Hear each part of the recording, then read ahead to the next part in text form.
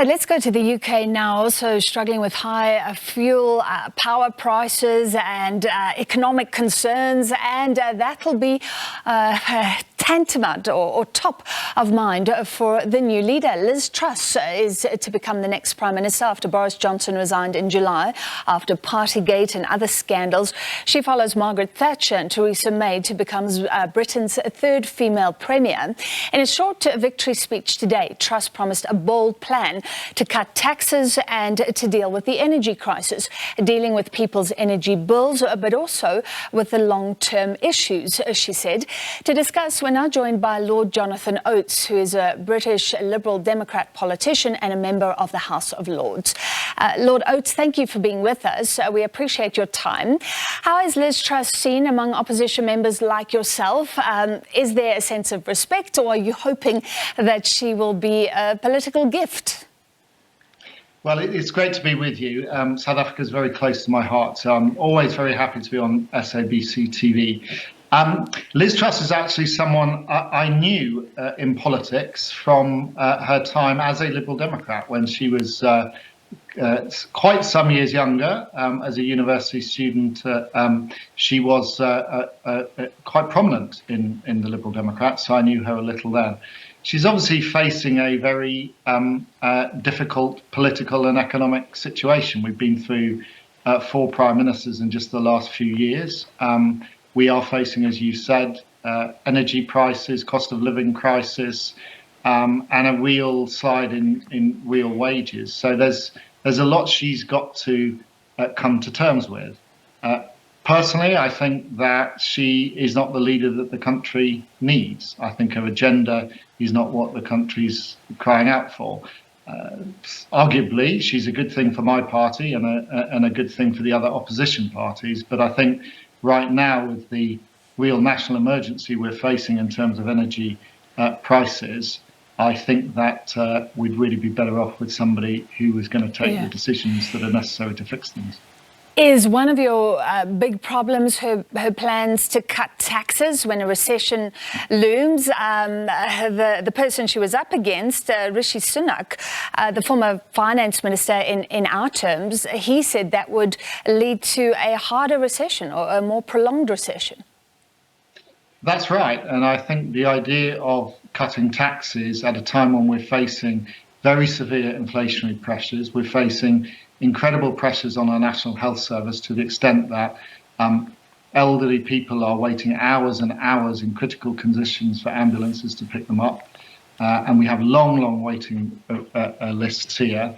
The idea that this is the time to cut taxes just seems to be wrong. And Liz Truss, our new leader, claims very often the mantle of Margaret Thatcher. But Margaret Thatcher did not cut taxes at the beginning of her term of office. In fact, she raised them when inflation was causing pressure on the economy, and she didn't cut them until she'd balanced the books. And so I think it's very worrying what could happen to our economy if these policies are pursued. Well, I'm glad you bring up that comparison. Sometimes she was referred to as a modern-day Thatcher. So you're saying she's already doing things differently, but otherwise, does the comparison hold? They talk about the humble beginnings. And what does that mean for workers in the UK? There's been a series of strikes. Do you expect her to be very hard-handed when it comes to dealing with labour?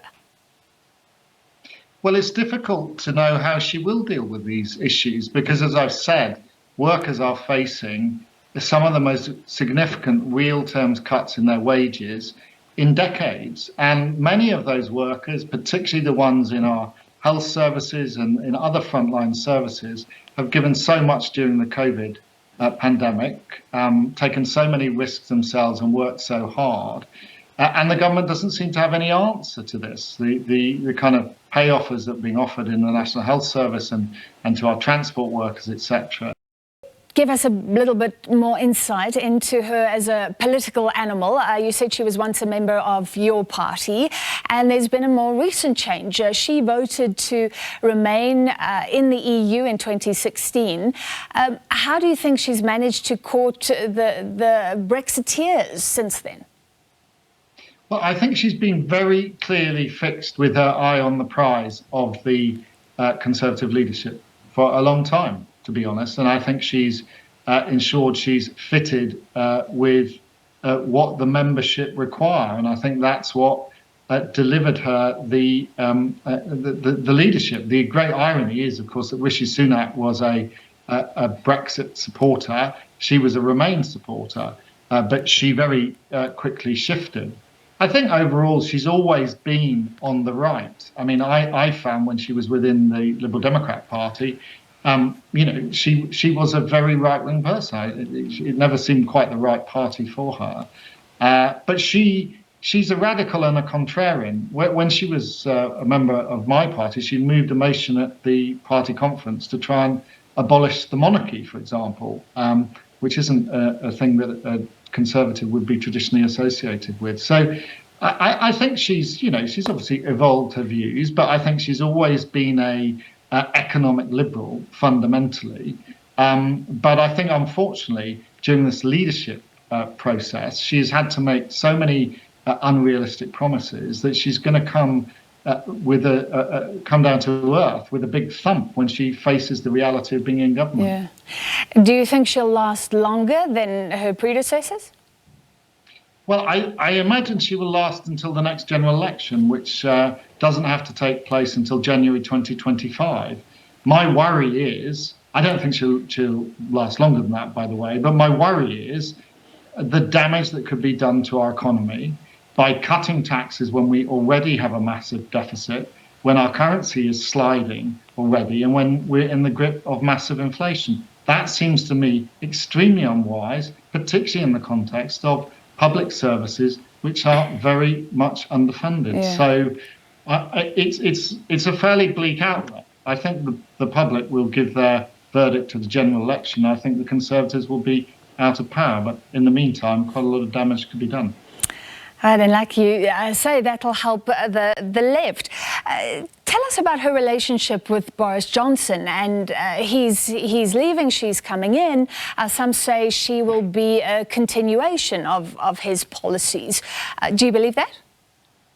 I think she's a very different character from Boris Johnson, is the truth. So I think she's going to have a very different style from him. She has gone out of her way to be supportive of him, partly to contrast herself with the former Chancellor of the Exchequer, former Finance Minister Rishi Sunak, who was cast as having somehow kind of stabbed Boris Johnson in the back. The truth is, Boris Johnson did a lot of damage to our institutions of government. He frequently failed to tell the truth to Parliament. He made claims which were absolutely contrary to reality.